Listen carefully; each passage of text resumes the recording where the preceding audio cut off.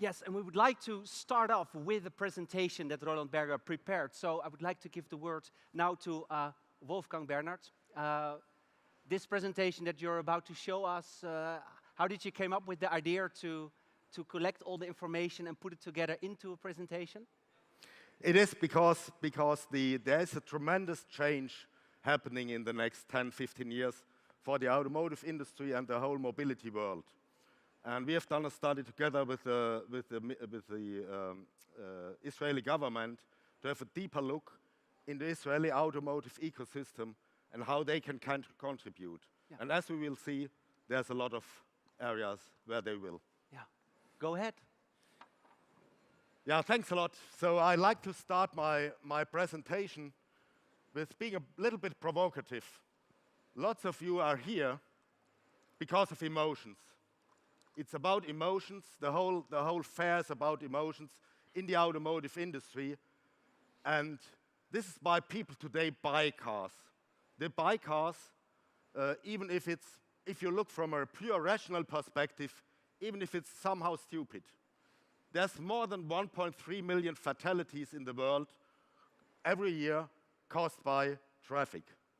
There's congestion. Americans spend more than 5 billion hours per year in congestion, in traffic jam. There's pollution. Road transport contributes more than 16% to global CO2 emissions. And last but not least, there's utilization. People look here for cars for 20,000, 30,000, 100,000 euros or dollars, and then they utilize it 4 to 5% a year. If you look at those figures, it's stupid. But people do it. Why do they do it? Because of the emotional appeal. It's fun to drive. It is still a status symbol if somebody buys a car for $50,000, $80,000, $100,000. It's often the lack of alternatives. We are here in the new mobility world. We see a lot about car sharing, ride sharing, but that today is happening only in a few parts of the cities. So emotions help us and help the industry to become what it is for the last 100 years. The question now is how long will that sustain, and what will it mean for the industry, and what will be needed in order to still provide emotion, but get rid of the left part, what we call system frictions, provide better safety, less pollution, less congestion, and last but not least, better utilization of scarce resources. And this is what smart mobility is about. Before I come to the question how Israel is contributing, let me show you a couple of figures first. And I would like to start with the topic around of electric vehicles, which is the first thing to come in the next couple of years. And we asked in July, we asked about 1,000 people in 11 different countries, are you considering to buy a battery electric vehicle as your next car? And as you see, in Germany, it's only about a third. A third of the people are only a third of the people are considering it. 2/3 still say, no, I don't consider, and buying is a different story than considering it. But if you look in other countries, in the growth countries of the world, if you look to China, if you look to India, there are nearly more than 60%, up to 65%, they want to buy a different kind of vehicle, or if they can afford one, then they might go for an electric vehicle. Oops, that was the wrong one. Shared mobility, the second topic. We're also talking here, and you can see a lot of examples, whether it's with Movil or with RightCell, who provides the software. Shared mobility, new mobility concepts. And we asked people, how often did you use in the last weeks, what percentage of your usage of different types of mobility were new mobility on-demand services, like car sharing, ride-hailing, even taxi? Again, in the industrial world, it's about 5% more or less. But look at the figures here. China, 15%. India, even 25%. So people go with these type of vehicles, in that case mostly because they can't afford it. They can't afford a car. But they already started doing it, and they already use these new offerings. And then third, we asked, let's go even one step further. You see a lot, if you walk around the fair, you see a lot concept cars going for fully automated driving or autonomous driving.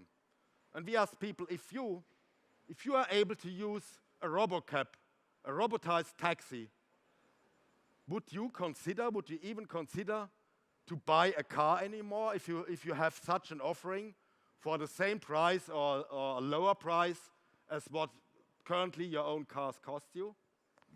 And here the picture is different. In the industrial world, it's nearly 50% of people who would say, if the cost is less, I might not consider to buy a car anymore. I might consider an autonomous car, an autonomous robocab. If you dig deeper, then a lot of these 50%, they already have 2 cars, so we're talking second cars. If you dig deeper, then a lot of those people live in the cities, and they are young people, not necessarily the old one. Different here, China, India, it's less. There, the car is still a status symbol. There, it's still something you want to have, and you would even have if there are robocabs available. But take this into account and look so that people might getting prepared in changing their behavior, in buying different types of cars, in doing different types of mobility or engaging different types of mobility. And also look what's being shown here in the fair, what new technologies are coming up. I've seen there at the corner, new platform, chip platform, together with intelligent software in cameras to allow automated driving. We do have the technology available, and in a couple of years, in the next 4 or 5 years, we will see the first larger fleets of these fully autonomous robocabs, electric robocabs on the road. And that leads us in some time to what we call the automotive endgame zone, where maybe all that what we see today, what we experience today here at the fair with own vehicles, combustion engines, etc., might not work anymore, and we might have even less vehicles than today. Technology is the base of this disruption. And now I come to the pure topic of Israel. Technology is the base of this disruption, and technology is what Israel has to offer. Israel has the second largest concentration of technology-related startups. So of companies who basically put technology in the heart of their thinking, and then they add new ideas, and they come up with different approaches. It's the largest concentration of technology startups per capita in the world. And it's based on the idea to become disruptive. And why is it the case that Israeli companies are doing so? Why do we see such a tremendous amount of startups, more than 5,000 companies as we speak here today, backed up by a couple of hundred venture capital firms?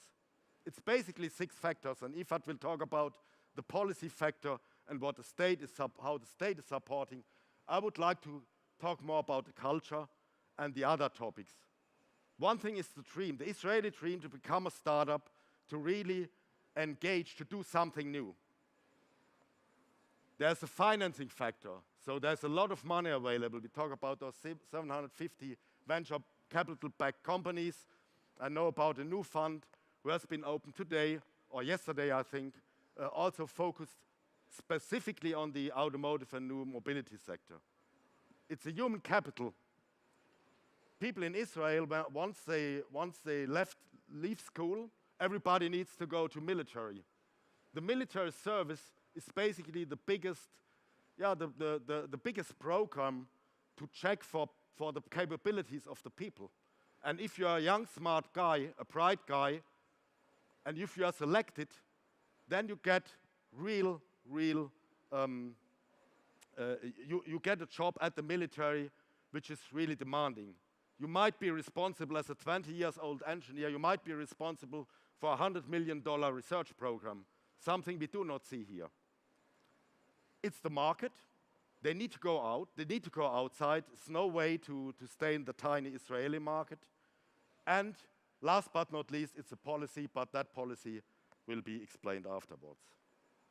So what we do see is now more than 500 companies, 530 startups, a couple of months ago. Probably now it's 550, 580, active in the most important topics, here highlighted in dark blue, the most important topics for future automotive technologies. It's the HMI, so the interface, how to interact with the car, where a lot of companies are active in. It's a lot about ADAS system. ADAS systems are the support system, the system which help you to drive, driver assistance system, and ultimately those systems which allow to drive automatically. And it's future powertrain also. So in these areas, the startups are on their way. And because of that, a lot of OEMs are going in. A lot of suppliers are going in as we speak to Israel to build up R&D labs, to build up their own presence in order to get in contact with these companies, to engage with them, and to use the technology from there, which is high-tech, not only, let's say, former consultants who do a nice business case on something and a new business model. It's real high-tech, typically combining, for example, new sensor technology, semiconductors, and artificial intelligence. Even the semiconductors, and that is my last work, have been basically invented more or less in Israel. Intel has its first large R&D lab in Israel, and they are moving now after acquisition of Mobileye, which you might have heard of a couple of months ago. They are moving their headquarters when it comes to all the activities around autonomous driving to Israel because of that. That's it. I think I'm more or less in time. Perfect on time. Yes, very German. And very German, yes. If you're interested, you can download, you can go to our webpage, you can download a couple of materials, some of the data I showed at the beginning in a study which we publish every couple of months now. It's called the Automotive Disruption Radar. You can download our study on the Israel automotive ecosystem if you want to go more in details and read more about that. And you can read about the technology of automated driving also regularly in our Automated Vehicle Index, the next one being published in October. Thank you. Thank you.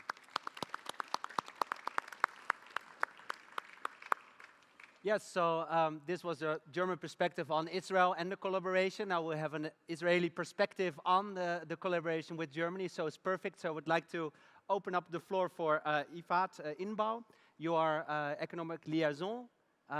You work for the Israeli government. You're based here. Your 10 minutes, please. Thank you very much.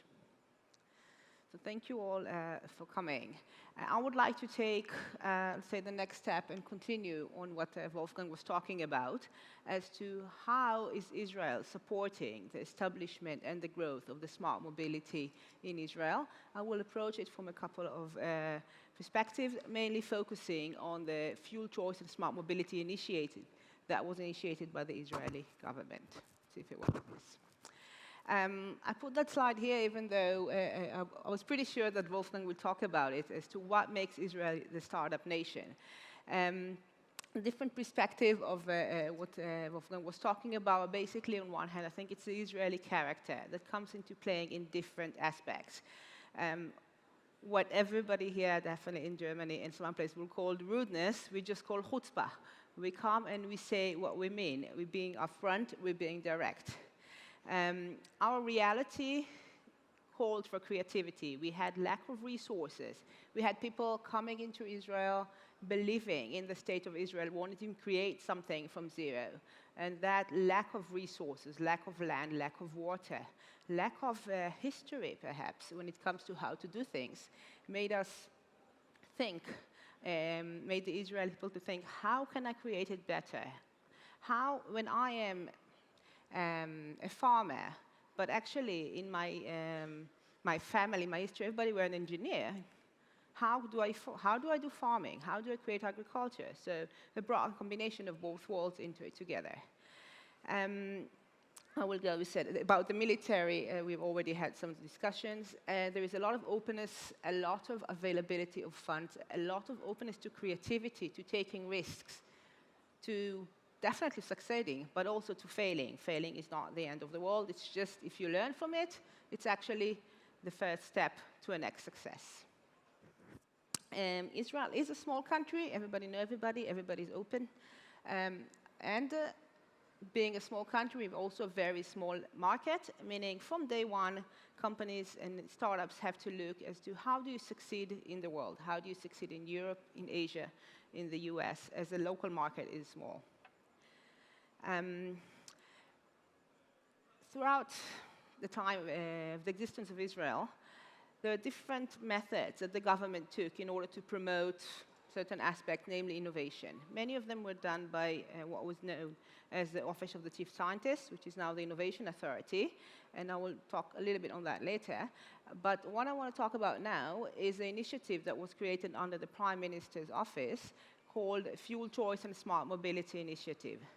This was a program created in 2011 by the Prime Minister, Prime Minister Office, bringing together 10 governmental ministries in order to create, to enable the establishment of new technologies in Israel on one hand, and also to implement and enact solutions in Israel, of course, with a target to reduce the fuel consumptions. So the mission was to serve as a catalyst for the reduction of the world's dependency on oil, using Israel as a test case, but looking, of course, internationally. So what were the goals of this organization? So goal number one was to reduce the share of oil in Israel's transport sector by 60% by the year 2025. Looking at different methods. One of the things that this administration took into account is not to concentrate on one solution, but to be open to all solutions as long as they are relevant to the market, as long as they have a potential, knowing that this world is so dynamic. Things can change, and one solution that might look less relevant today could be more relevant tomorrow, and the opposite. Another goal was to turn Israel into the center of knowledge, both creating research collaboration, research-based, entrepreneurship, startups, exchange of information, looking first internally on Israel, but also looking at Israel as a player in the international market, trying to learn from other countries and offer our own inputs as well. The third goal was to raise awareness for alternative fuels and smart mobility. So build a global coalition that will focus on that issue. We're not the first one to do that, of course, but that was one of the goals, to be one of the players in this world. So this whole program was started actually as a focus on the fuels and alternative fuels, and then with, again, the evolving of things, turned also into smart mobility and put more focus on smart mobility. And last year, there was a specific plan in there dedicated to strengthening the aspect of smart mobility, again, in Israel and in general as collaboration. So this is all done for creating innovation policy in Israel, but also for establishing center, for example, Center for Connected Autonomous Vehicles as a test bed to try different perspectives, be it in the cyber sector, having those cars running around by themselves and trying to have the best hackers hack the out of them, and see, do they manage, do not, how to improve to create a safe space for that. It could be, again, in ADAS technologies, lasers, and or in-car solutions, as well as connectivity, how to connect the vehicle to vehicle, or vehicle to external solutions as well. Another, again, big part of all is to create that database, to create that baseline of researchers, of companies doing startups and more mature companies bringing solutions to the market, working internationally all the time, working with partners. As I mentioned, Israel is a small country. We don't really have an automotive sector. We did actually try to manufacture a car back in the, 50s, 60s. Not a big success. Actually, just tell a story. We actually made the car out of fiberglass. The camels in the desert used to eat the fiberglass. Not a good solution. Anyway, we're also a very small, of course, country to justify its own automotive solution. But today's world, where the automotive world, the mobility world, comes together to connectivity, to high-tech, to, again, cyber solutions, and to all technological aspects, then Israel suddenly became quite known for its mobility and automotive solutions. So this is, again, in brief, again, I repeat maybe on all the programs of what we do, working from the basic and applied research in grants, creating centers, creating context for industrial R&D, definitely strengthening the entrepreneurial community by creating a community of startups called Automotive, for that matter, that brings together startups with, again, additional challenges on the market, additional partners, by creating an accelerator, putting the funds to support that by creating a matching fund, for example. A company, a startup that raises funds, can receive additional funds from the government under the same conditions as a conditional either loan or ownership in order to increase their capital.